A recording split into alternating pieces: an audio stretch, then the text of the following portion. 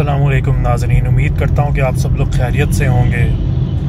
साल का आखिरी महीना दिसंबर चल रहा है और दिसंबर से पाकिस्तान के माजी में जुड़ी हैं बहुत सी दिलखराश यादें, जिनका कुछ मुख्तसरन आज जिक्र करते चलते हैं। जैसा कि आप सब जानते हैं, मशरक़ी पाकिस्तान का नाम हम अपनी तारीख़ की किताबों में भी पढ़ते हैं। तो ये 1970 के इंतखाबात की बात है।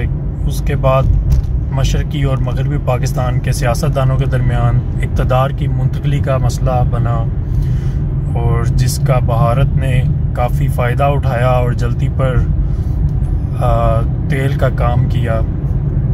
और उन्होंने भारत ने मशरक़ी पाकिस्तान के लोगों को इस बात पर आमादा किया कि वो अपने लिए एक अलग मुल्क बना लें और मगरबी पाकिस्तान से अलहदगी इख्तियार कर लें। तो 1970 के इंतखाबात के बाद से इक़्तिदार की मुंतकली जो है उसका इशू जो है वो चल रहा था। और ऊपर से उसके साथ साथ ये कि हाल ही में मशरक़ी पाकिस्तान में सैलाब की तबाहकारियों ने भी लोगों को काफ़ी मायूस किया हुआ था, तो जिसकी वजह से हालात काफ़ी ख़राब हो चुके थे और किसी भी किस्म की दोनों जो मशरक़ी और मगरबी पाकिस्तान के पॉलिटिशियंस हैं उनके दरमियान कोई सेटलमेंट नहीं हो रही थी, जिसका फ़ायदा उठाते हुए भारत ने तीन तरफ से मशरक़ी पाकिस्तान पर अटैक कर दिया और इसके नतीजे में एक जंग छिड़ गई। और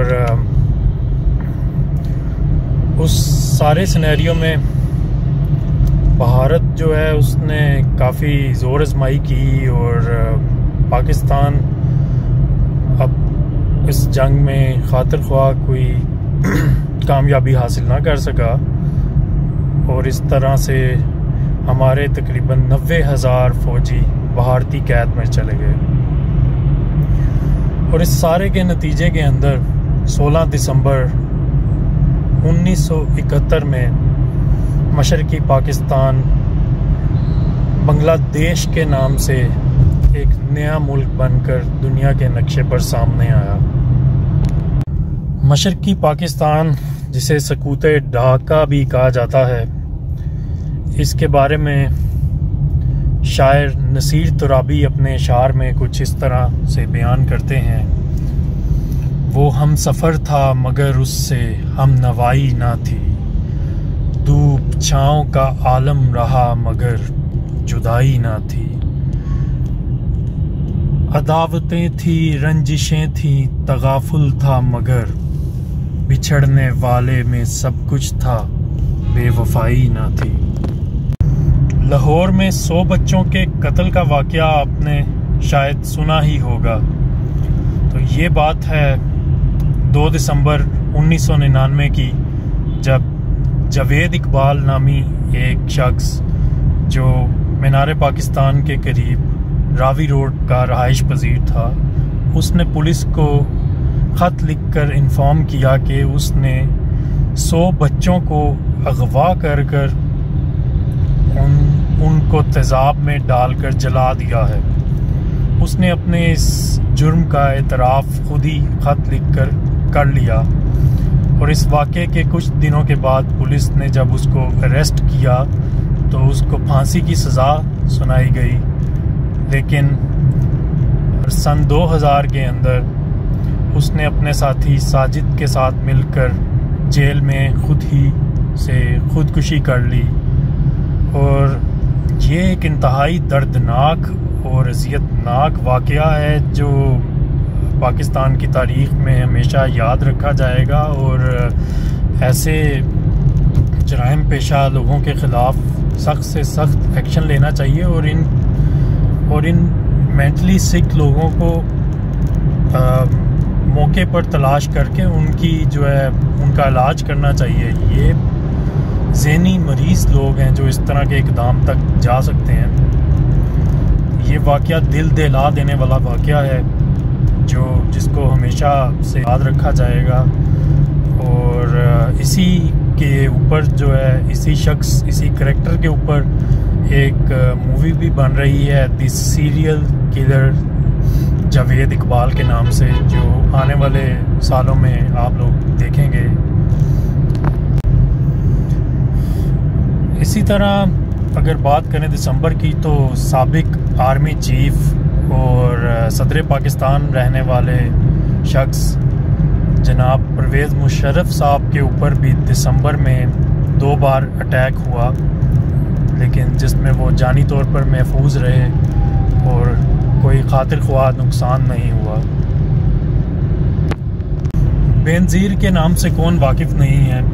बेनज़ीर मुस्लिम दुनिया की पहली खातून वज़ीर आज़म और पाकिस्तान की पहली खातून वज़ीर आज़म और पीपल्स पार्टी जैसी एक बड़ी जमात की चेयरपर्सन रह चुकी हैं। उन पर अक्टूबर 2007 में जब वो जलावतनी काट कर वापस पाकिस्तान आई, तो एक जलसे के दौरान कराची में कारसाज पुल पर अटैक हुआ, उन पर हमला हुआ, लेकिन उसमें वो महफूज रहीं। उसी के कुछ अरसे बाद दिसंबर के महीने में सन 2007 में लियाकत बाग पिंडी में उनके जलसे के इख्तिताम पर उन पर फायरिंग की गई और जिसके फौरी बाद ही एक कातलाना हमले और बम ब्लास्ट के अंदर वो इस जहाने फ़ानी से कूच कर गई। इसी तरह दिसंबर में एक और इंतहाई दिल दहला देने वाला वाक़या, और जिससे देखकर सुनकर आपकी रूह भी कांप जाए, ये वाक़या पेश आया 16 दिसंबर को पावर में APS स्कूल में, जहाँ पे सिक्योरिटी गार्ड्स के कपड़ों में मलबूस कुछ दहशतगर्द स्कूल के अंदर दाखिल हो गए और उन्होंने तकरीबन 140 के करीब लोगों को मौत के घाट उतारा और उन्हें बहुत बेईमाना और जुल्माना तरीके से तशद्दुद का निशाना बनाया। और इस सारे वाक़े में टोटल कोई 150 लोग ज़ख्मी भी हुए।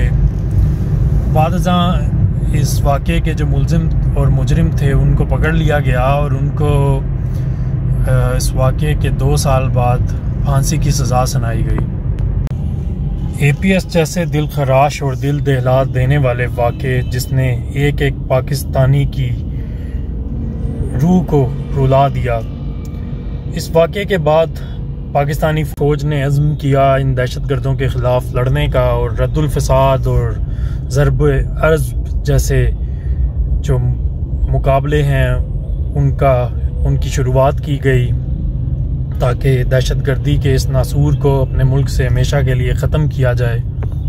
दिसंबर की ये जुल्म की कहानी यहीं पर ख़त्म नहीं हुई, बल्कि यही दिसंबर फिर जुनैद जमशेद जैसे एक प्यारे इंसान को भी हमसे छीन कर ले गया और उनकी वफ़ात एक त्यारा के हादसे में, जो कि चित्राल से इस्लामाबाद आ रहा था। PIA का ये त्यारा 7 दिसंबर को हवेलियाँ के करीब गिरा, जिसमें जुनैद जमशेद के साथ बाकी 44 मुसाफिरों का इंतकाल हुआ।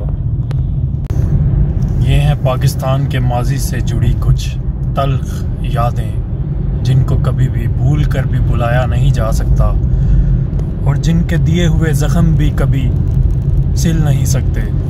ये ऐसे वाक़यात और ऐसी यादें हैं और कुछ अपने प्यारों की ऐसी जुदाई है जिसको हम कभी भी फरामोश नहीं कर सकते। दिसंबर ही के महीने में पाकिस्तान के इलाके सवात में एक सैलाब आया और उसने तकरीबन 5000 लोगों को अपनी लपेट में लिया और वो इस दुनिया से रुखसत हो गए। इसी तरह से एक और वाक़या कराची के इलाके कस्बा टाउन का है, कस्बा नामी इलाके का, जो सिराब गोट के करीब है।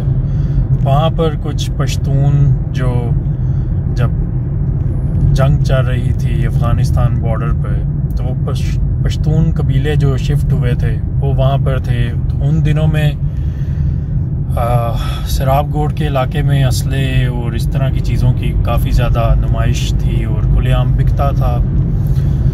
तो उनके ख़िलाफ़ पुलिस ने ऑपरेशन किया और उस ऑपरेशन के नतीजे में काफ़ी लोग अपनी जान से हाथ धो बैठे। और इसी तरह से पिंडी में आर्मी ऑफिस के करीब एक मस्जिद में दहशतगर्दी का वाक़या हुआ जिसमें 400 के लगभग लोग शहीद हुए और उनमें काफ़ी बच्चे भी इस दुनिया से रुखसत हो गए। तो इस तरह दिसंबर अपने साथ बेशुमार दिलखराश यादें रखता है जो ना भुला देने वाली हैं और हमेशा इनको तारीख के औराक में लिखा जाएगा। और ये दर्द बड़ी कहानियाँ हमेशा पाकिस्तान के तारीख का हिस्सा बनकर रहेंगी। उम्मीद है आपको आज की ये वीडियो पसंद आई होगी और आपसे रुखसत चाहता हूँ। अपना बहुत सारा ख्याल रखिएगा। इंशाल्लाह फिर हाजिर होंगे नई अपडेट्स और न्यूज़ के साथ। तब तक के लिए अल्लाह हाफ़िज़।